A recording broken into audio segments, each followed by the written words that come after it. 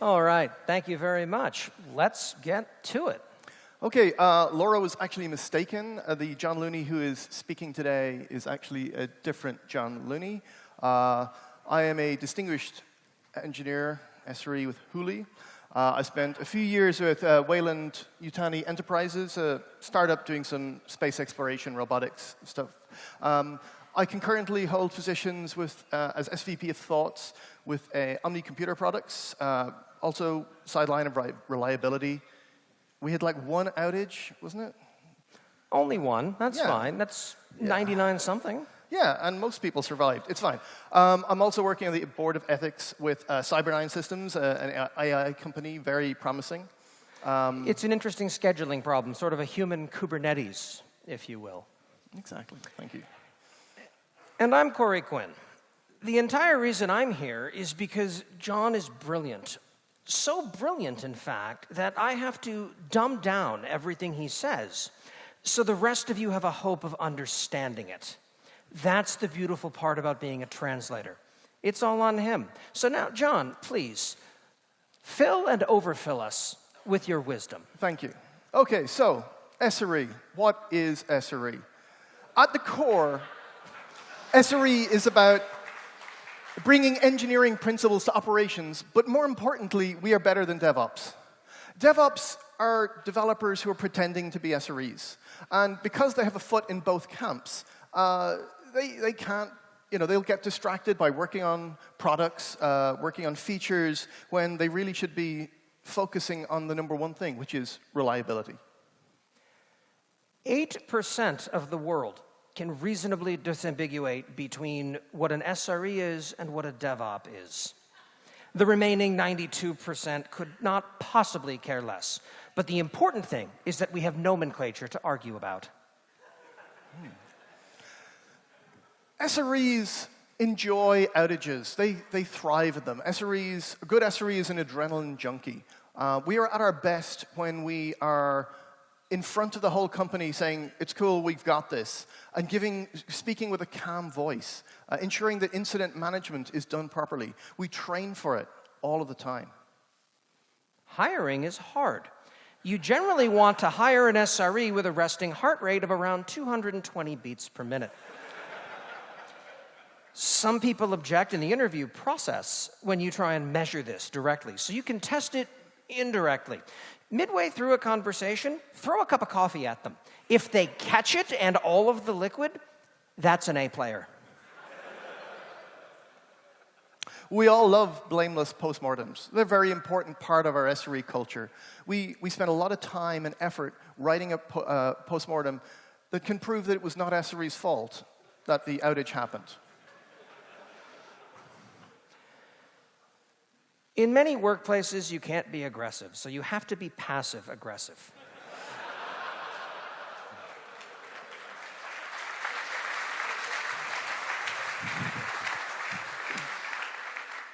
The purpose of a blameless postmortem is to really bring to light what we already knew. It's the application developer's fault. If you can frame it just right, they'll know exactly whose fault it is, and you don't have to say it out loud. Chaos engineering is the discipline that you can apply to a production environment that is too stable, suspiciously so. If your hardware is working fine and your software is working fine, the application is good, why not break random shit? See what happens, see what breaks. And the best thing is, because you intentionally did it, because you are chaos engineering, it's not your fault. The emerging field of chaos engineering is a wonderful marketing story. It turned the reason we fired Taylor into a career trajectory that has no upper bound. If a system seems suspiciously stable, go ahead and break it intentionally. If you can do that, it's obviously the application developer's fault, so throw them right under that bus. We love dashboards. Dashboards are full of information. If you can build your dashboard so colorful, with so many graphs, you can prove any correlation caused exactly what you want the reader to believe. No executive is immune to their beauty. If you fill your dashboards with enough minutia, eventually one of your C-level executives will snap and throw you through a single pane of glass. Of course, we must remember what our greatest asset is. It is the technology that we build and gift to humanity. Some people say that disruption can be bad for some parts of society, but they're missing the point. That is, technology in its purest form, this wonderful, confusing asset of humanity, this can be used to generate lots of money.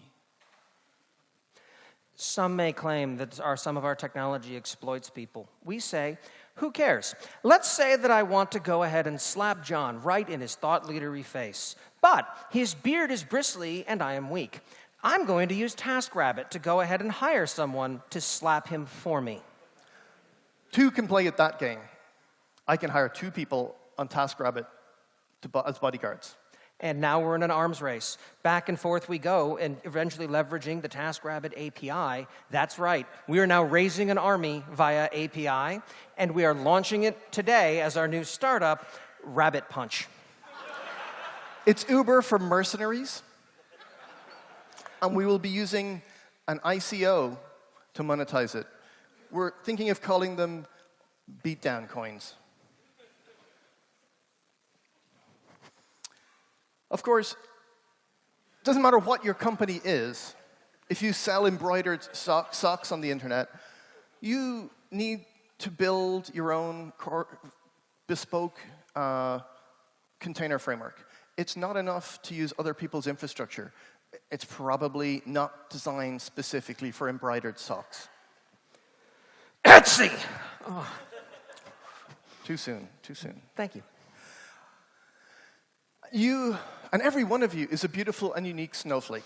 No vendor can possibly understand the complexity of your product. No vendor understands exactly the way that your team enjoys writing up dashboards, or doesn't understand how your escalation models internally work. They don't even understand that you like using INI files for configuration.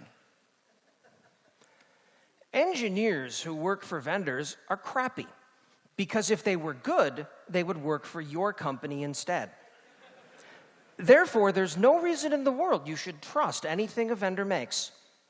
Build your own. Running infrastructure is absolutely your core competency. Therefore, whatever company you're in, make that your company's core competency. If you start work at a SOC vendor, for instance, yes, convince them that they need their own container orchestration framework, then their own storage engine, then their own database. And pretty soon, you'll be a VP of infrastructure at a SOC company. You can't very well be an empire builder without an empire, now can you?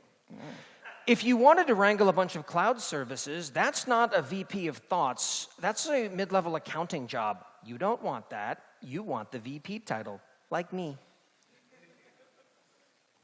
Of course, we only need a Bay Area office, because that's where the best engineers in the world go. If you're not in the Bay Area, let's face it, you're at best a B player. If you're not willing to uproot your life, leave your family, live in a shoebox, you're not able to show real commitment to a company. Technology as an industry is so disruptive that we have taken a job that can be done from literally anywhere on the planet and caused a land crunch in 8 square miles located in an earthquake zone.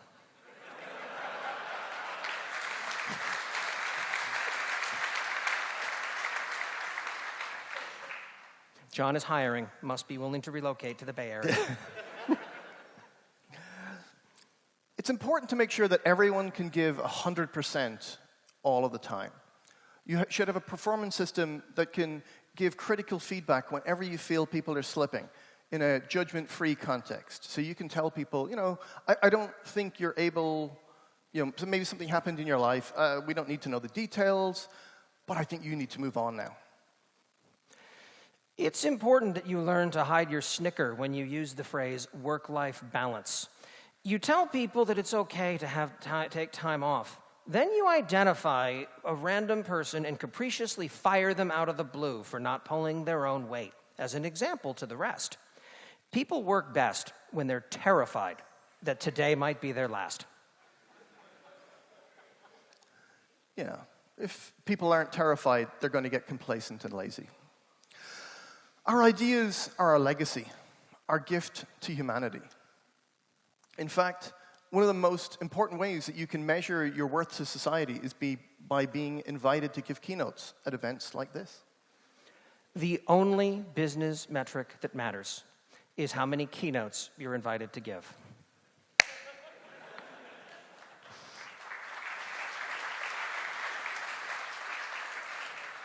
It doesn't matter how well it maps to the audience's problems. You describe it aspirationally, you're incredibly vague, to the point where no one could actually implement what you suggest. And when they come back and say it didn't work, you can blame them. They didn't do it properly. They didn't do it hard enough.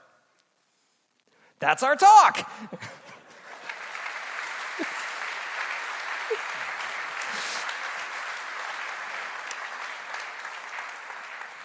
Maybe now, not. Yeah, that was all well and good. But the point is don't be John. No one wants to be John. Who's John? In real life, I'm a production engineer at Facebook, looking after host provisioning with the infrastructure team they have in Dublin. I used to work in Intercom for a bit, and then spent over a decade in Google SRE. Helped with some of the SRE books, and on the steering committee for SREcon. So it's my 4th year here. And I'm Quinn. I'm a cloud economist, 2 words no one can accurately define, so no one calls me on it.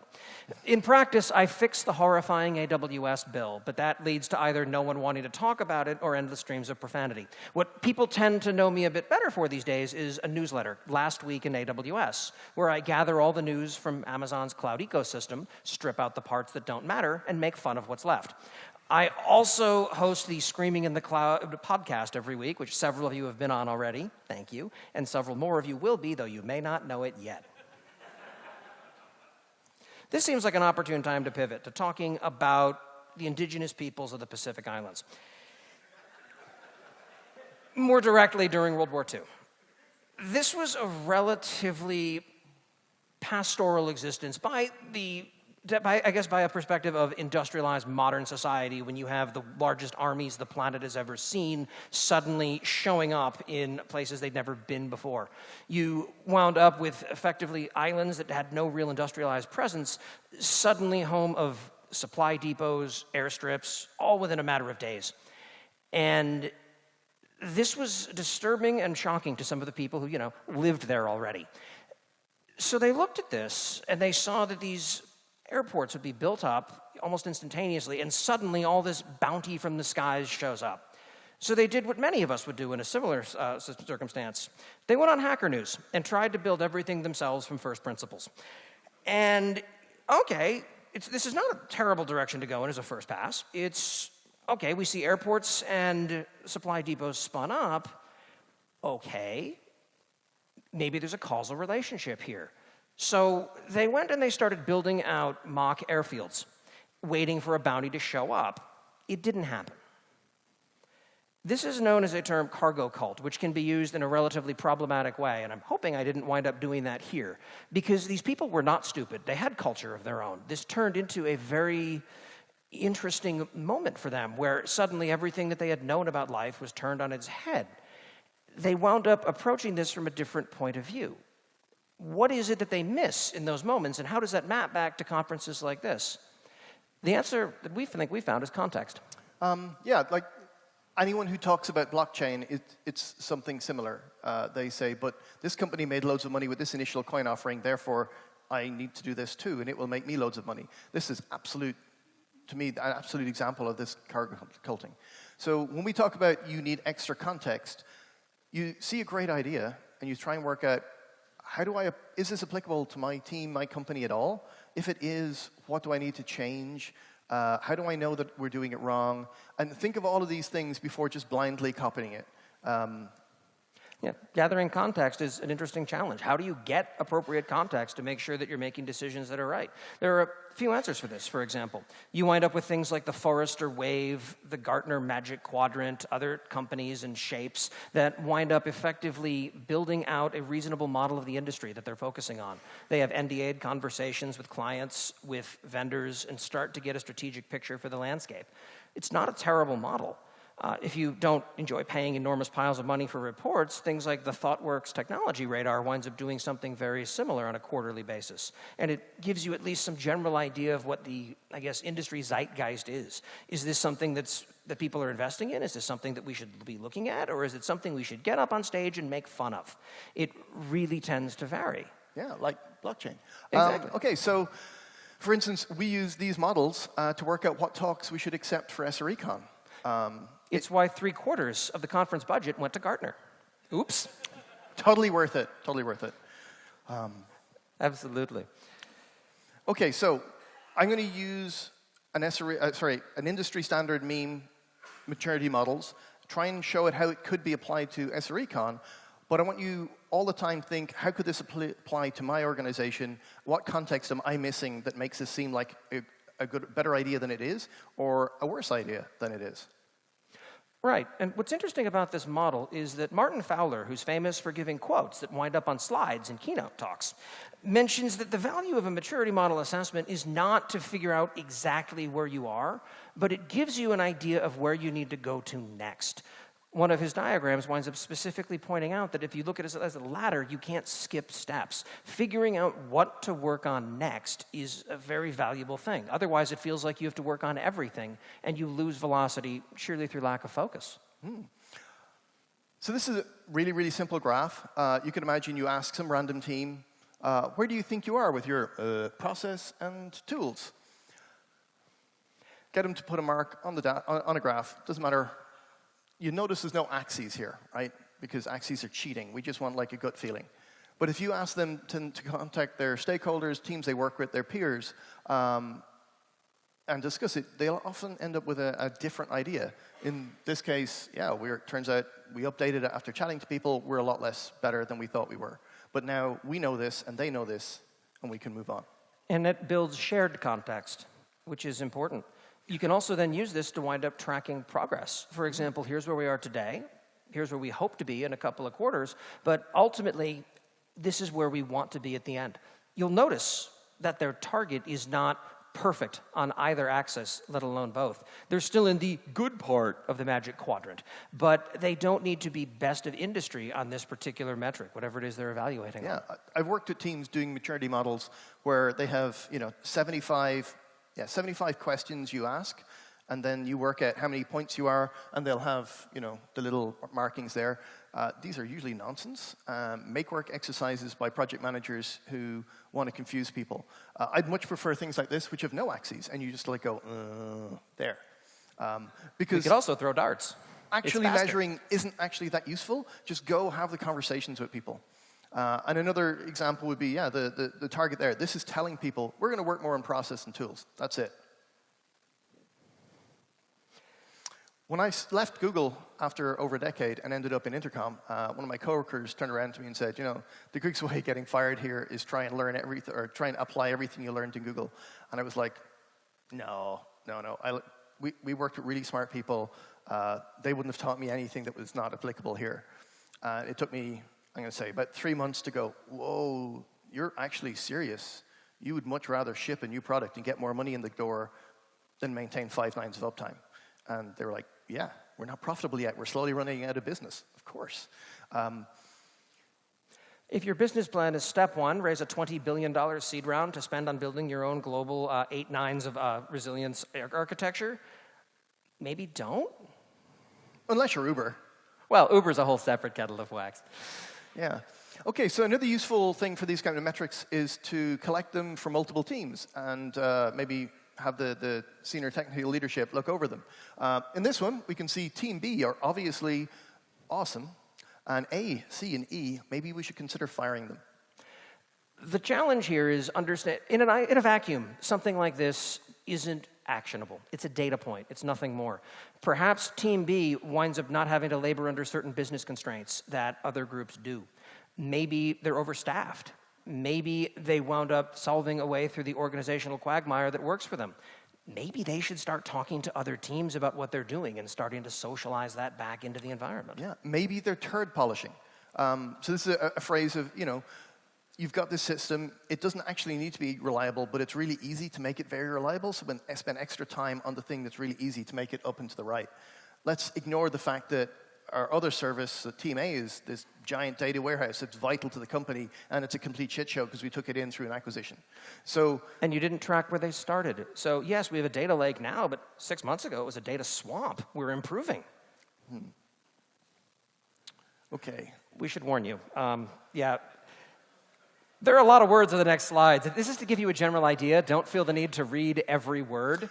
Myself and Corey both have a rule that once you go over about 5 words in a slide, it's not cool. But you can read or you can listen. We suggest listening. Yeah. Okay, so you can imagine you're engaging with an SRE team and you want to start a conversation around their SLOs. Everyone loves service level objectives. Why? Because it helps people explain what their service is supposed to do to their stakeholders, and then their stakeholders can go, that's not what it was supposed to do, or possibly even agree. There is going to be an overall maturity path as you get better SLOs. It's completely up to your organization which ones to do. These ones were ones I built for another company in a different time, but they're still useful for kind of guessing where do we need to be, where are we going to go. And in many cases, the process of figuring out what those SLA looks like as the negotiation with the business grows is more valuable than the SLO itself. It's the shared understanding it gives rise to. Absolutely. Okay. Capacity planning is also something SREs are supposed to be good at. Spoiler, nobody's good at it. Yeah. I'll call out one of the things here. Executing a plan for 10x load. Like, have an outline plan for what do we need if we're going to have 10x load. Sounds reasonable, right? Well, what if you're WhatsApp and you already have 2 billion users? Do you really want an operational plan for 20 billion users? We're going to need a couple extra planets at least, like 3. Okay, so in anything, even when it does look good, you're still going to have to tailor it for your own team, and that's pretty cool. So if someone comes to you with, a capacity plan, a maturity model, don't take it off them without serious tailoring. And if they try and sell it to you as a one-size-fits-all, you'll know that something has gone horribly wrong. Absolutely. Okay. It's also handy to remember that scaling is going to be very different for different companies. If you're a web scale company where everything happens in the terms of tens of millions of users, that's one end of the spectrum, and that's where a lot of SRE discipline and doctrine comes out of. But there are B2B companies that wind up onboarding a new customer over an 18-month span. Being able to go from 10 to 100 or 1,000 of customers overnight, there is no value to that business in being able to scale that rapidly. Okay. There's going to be lots of talks this week on operational maturity. Everyone has their red button items for me. I hate graphs that don't have a red line. Like if I see things going up and down and I have no idea if the up is bad or down is bad, that sort of stuff really annoys me. Your team, your organization can get together with the senior technical people and go, yeah, what do we actually care about in this organization? Do we care? Maybe we only get 1 page a month. So who cares if we don't have inhibits and that 1 page a month can be 7 pages because multiple things go down. But again, you should have that conversation. Say, what is operationally mature? What teams do we have in our org that that need help, basically, to be brought up to the standard? Ask them what ticks them off the most, and then immediately dive for cover because you're about to get an earful. For me, it's dashboards that display things that are not actionable or that I don't have any real business need to know. CloudWatch, I am absolutely looking at you. If it's not actionable, get it out of my way. But everyone's going to have something in that list that annoys the heck out of them. And figuring out what the shared perspective on that is provides a great framework that people can get behind rather than, well, the book says we should care about. That doesn't win hearts and minds. Cool. Lastly, performance maturity is something that very few teams know about. I mentioned here, or is it on the stable?